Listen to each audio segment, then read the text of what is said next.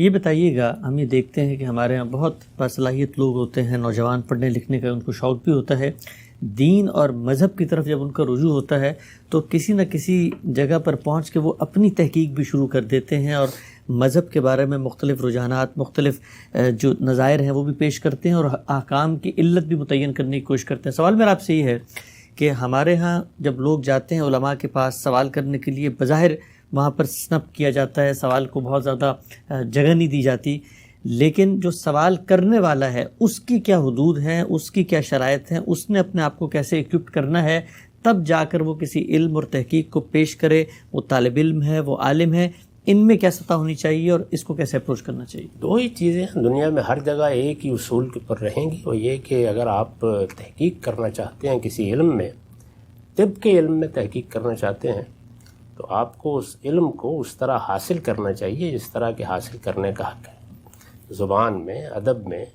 اسی طرح سائنس کی مختلف شاخوں میں ہر آدمی کے لیے دروازہ کھلا ہے۔ کوئی برہمنیت تو نہیں ہے کہ فلاں کے گھر میں پیدا ہوں گے تو فلاں چیز کے عالم بنیں گے۔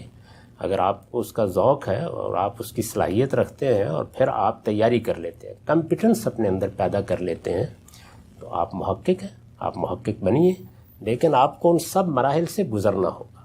یعنی ایک طالب علم کے طریقے کے اوپر کہیں سے ابتدا کرنی ہوگی، اس کے مبادی سیکھنے ہوں گے، اس کے لیے جو ضروری علوم ہیں ان کو پڑھنا ہوگا۔ جب آپ ایک آدمی کو یہ حق دیتے ہیں کہ وہ اب لوگوں کا علاج کر سکتا ہے، تو وہ جن مراحل سے گزرتا ہے وہ آپ بہت اچھی طرح سے جانتے ہیں۔ یہ ضروری نہیں ہے کہ وہ مراحل کسی خاص یونیورسٹی کی ڈگری کا نام ہے، وہ علوم ہیں جن کو پڑھنا چاہیے اس کو۔ وہ کسی شخص سے اس نے پڑھ لیے، وہ اس نے پرانے طریقے کے اوپر حاصل کر لیے، وہ آج کے طریقے پر یونیورسٹیوں سے، کالجوں سے حاصل کر لیے، لیکن ان علوم کو پڑھنا، اس زبان کو جاننا جس میں وہ علوم ہے، ان کی اصطلاحات سے واقف ہونا، وہ علوم کام کیسے کرتے ہیں، ان میں اب تک کیا کام ہو چکا ہے، اس میں پہلے تحقیقات کیا ہیں، ان کا آدمی کو علم حاصل کرنا ہوتا ہے۔ اس کے بعد اس کو حق ہے وہ اس پہ بات کرے، اس کے بارے میں کچھ کہے۔ دوسرے یہ کہ عام آدمیوں کو پھر دو سطح ہیں۔ ایک تو وہ ہوتے ہیں کہ جو تھوڑی سی بات معلوم ہو گئی، جس کی بڑی عمدہ تصویر آپ نے دیکھی ہوگی حدیثوں میں ہے، کہ ایک بدو نے آ کے حضور سے پوچھا کہ میں یہ کر لوں، میں یہ کر لوں، تو آپ نے فرمایا کہ ہاں یہ کر لو تو تم جنت میں جاؤ گے، اور جب وہ گیا تو آپ نے فرمایا کسی نے جنتی دیکھنا ہو تو دیکھ لے۔ تو یہ عام آدمی کا رویہ ہے، اس نے موٹی موٹی باتیں معلوم کی، اس کے بعد عمل کرنے کے لیے نکل کھڑا ہوا۔ دوسرا یہ ہے کہ آدمی ذہین ہے، کسی اور شعبے میں کام کر رہا ہے، اس کو اختصاص کا شعبہ نہیں بنایا، کسی بھی شعبے کو، طب کو نہیں بنایا، لیکن وہ بہرحال یہ چاہتا ہے کہ وہ سوچ سمجھ کر کسی چیز کو اختیار کرے، تو وہ اس فن کے، اس علم کے اہل علم سے رجوع کرتا ہے، یعنی ان کی رہنمائی میں چیزوں کو سمجھتا ہے، ان کی رہنمائی میں سمجھے گا، سوالات کرتا رہے گا، جانتا رہے گا۔ اس میں وہی اصول ہے جو ہم سب اختیار کرتے ہیں، یعنی میں آج بھی اسی کو اختیار کرتا ہوں کہ جن چیزوں کے اوپر میں نے تحقیق نہیں کی ہوتی، ان میں مجھے اضطراب بھی ہو، تو میں پہلے سے موجود جلیل القدر اہل علم کی تحقیق پر عمل کرتا رہتا ہوں اور اپنا معاملہ جاری رکھتا ہوں۔ جس وقت میرا اطمینان ہو جاتا ہے کہ وہ بات صحیح نہیں تھی یا اس میں یہ نقص ہے اور اب میں بتا سکتا ہوں، اس کے بعد میں تبدیل کر لیتا ہوں اپنی رائے کو۔ تو یہ تو سب کو کرنا پڑتا ہے۔ تو دو ہی رستے ہیں، یا آپ اپنے اندر اہلیت پیدا کریں، اور یا آپ اہل علم کی آراء کی روشنی میں، جیسے ہم کرتے ہیں۔ آپ دیکھیے، ہمیں بعض اوقات ایک ڈاکٹر پر اطمینان نہیں ہوتا، ہم دوسرے کے پاس جاتے ہیں، تیسرے کے پاس جاتے ہیں، لیکن یہ کہ آپ خود دو کتابیں اٹھائیں اور اٹھا کر نسخے تجویز کرنا شروع کر دیں، اپنے لیے بھی آپ ہلاکت کا اہتمام کریں گے اور دوسروں کے لیے بھی کریں گے۔ تو یہ چیز تو خود انسان کو سوچنا چاہیے کہ اس کے لیے کیا موضوع ہے، کیا اسے یہ طریقہ اختیار کرنا چاہیے، کیا دنیا کے کسی علم میں اختیار کیا جاتا ہے؟ تو راستے ہی دو ہیں، یعنی یا آپ خود محقق ہیں، پھر آپ کے اندر کمپیٹنس ہونی چاہیے، آپ کا ایک ماضی ہونا چاہیے، آپ کی علوم پر گرفت ہونی چاہیے، آپ کو خدا کے سامنے جواب دہی کے احساس کے ساتھ اپنے اندر وہ اہلیت پیدا کرنی چاہیے۔ وہ 10-20 سال لگیں گے، پھر پیدا ہوگی۔ نہیں ہے تو آپ کے گرد و پیش میں جو اہل علم ہیں ان سے آپ مشورت کیجئے، ان کے سامنے اپنی آراء رکھیے، اپنے اشکالات رکھیے اور غور کرتے رہیے، یہاں تک کہ آپ پر واضح ہو جائے کہ اچھا فلاں صاحب کی رائے مضبوط نہیں ہے، اس کے مقابلے میں فلاں کی زیادہ بہتر ہے۔ عام آدمی کے لیے طب میں بھی یہی طریقہ صحیح ہے، سائنس میں بھی یہی طریقہ صحیح ہے، اور دینی علوم میں بھی یہی طریقہ صحیح ہے۔ سادہ لفظوں میں بیان کیجئے تو عام آدمی کو غور و خوض کرنے سے کوئی نہیں روکتا، اسے علماء کی رہنمائی میں غور و خوض کرنا چاہیے.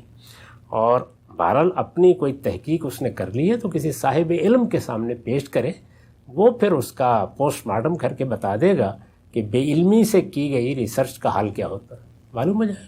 لیکن اس پر ہم سب اکثر یہ ہوتا ہے، ہم نے دیکھا ہے کہ جب ایک عالم توجہ دلا رہے ہوتے ہیں کہ بھائی آپ علم کے اس سفر سے نہیں گزرے اور آپ اس کی جو ٹیکنیکل چیزیں آسپیکٹس ان کو نہیں سمجھ رہے، تو وہاں پر وہ فوراً سے شخص کہتا ہے کہ جی میں تو ایک عام آدمی ہوں، مجھے تو نہیں پتہ تھا، یہ تو آپ بتائیں اس بارے میں. تو ایسے لوگوں کو غلطی پر متنبع کرنا بھی ایک بڑا مشکل کام ہوتا ہے. بہت مشکل کام ہوتا ہے. اس کی وجہ یہ ہے کہ ایک عالم کو اس کی غلطی پر متنبع کرنا بہت آسان ہے. آپ 2 لفظ بولیں گے، 2 اصطلاحات میں اپنا مدعا ادا کر دیں گے. ایک آدمی جو اپنے جہل کا شعور رکھتا ہو، اس کو بھی غلطی پر متنبع کرنا بہت آسان ہوتا ہے. وہ غلطی کرے گا، ذرا سی توجہ دلائیں گے، اس کی آنکھوں سے تو جیسے قرآن نے کہا ہے آنسو بہ نکلتے ہیں کہ میں کیوں غلطی کر بیٹھا. لیکن اس طرح کے لوگوں کے لیے صحیح تعبیر ہے برخود غلط. تو کسی برخود غلط آدمی کو درست کرنا یا سمجھانا آسان کام نہیں ہوتا. وہ ایک خاص طرح کے تفاخر میں مبتلا ہوتا ہے. بے علمی اور علم اور اس کی تعبیرات سے ناواقفیت اس کے اندر ایک جہل مرکب پیدا کر دیتی ہے، اور پھر ایک خاص ابرام و اصرار کے ساتھ وہ اپنی آراء پیش فرماتا ہے.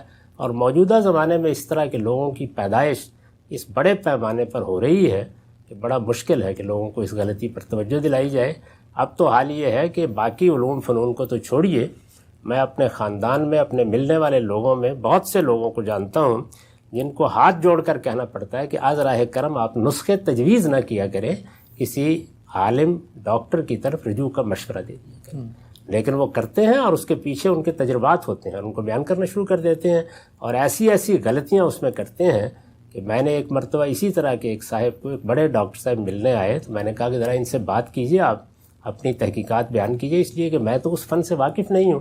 تو جب انہوں نے بتایا ان کو کہ آپ کی حماقتوں اور جہالتوں کا حال کیا ہے، اور آپ کیسے ادھر ادھر کی چیزیں پڑھ کے آراء قائم کر رہے ہیں، اور آپ کیسی مہلک چیزیں لوگوں کو تجویز کر دیتے ہیں، تو اس وقت میرا خیال تھا احساس ہو جانا چاہیے. لیکن انہوں نے سر جھٹکا اور کہا کہ میں تو اپنی رائے پر جیسے قائم تھا الحمدللہ ویسے ہی قائم، رک کر چلے گئے.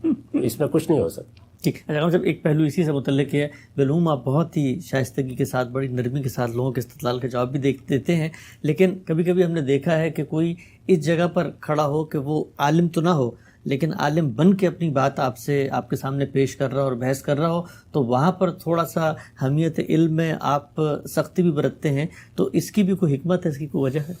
نہیں، جہاں تک عام لوگوں کا تعلق ہے ان کے معاملے میں تو میں نے ایسا کبھی نہیں کیا. آپ جانتے ہیں کہ میں برسوں سے پبلک سے گفتگو کر رہا ہوں، اور اس میں ہر طرح کے لوگوں سے مجھے سابقہ پیش آیا ہے، علماء سے بھی. کئی آپ نے گفتگویں سنی ہوں گی جو میں نے پبلک میڈیا پر علماء سے کی ہیں. ایسا کبھی نہیں. البتہ یہ ہے کہ اپنے قریب میں جو اپنے اعزاء احباب ہوتے ہیں ان کو تنبیہ کرنا ضروری ہو جاتا ہے. اس میں بھی اگرچہ دور حاضر میں کوئی اچھا تجربہ نہیں ہوا، ذرا سی تنبیہ آپ کریں تو اس کے بعد آدمی ایک پورا مقدمہ بنا کے کھڑا ہو جاتا ہے. تو اس لیے میں استغفار ہی کرتا رہتا ہوں اس معاملے میں. لیکن روایت تو یہی تھی کہ جو آپ کے شاگرد ہیں یا احباب ہیں ان کی ایسی غلطیاں معاف نہیں کرنی چاہیے اور ان کو تنبیہ کرنی چاہیے. ہمارے اساتذہ تو اس طرح کے موقعوں پر جس طرح تنبیہ کرتے تھے، میرا خیال ہے کہ آج کے لوگوں کو اگر وہ تنبیہ سننا پڑ جائے تو اس کے بعد شاید استاد ہی پر لعنت کر کے گھر آ جائے.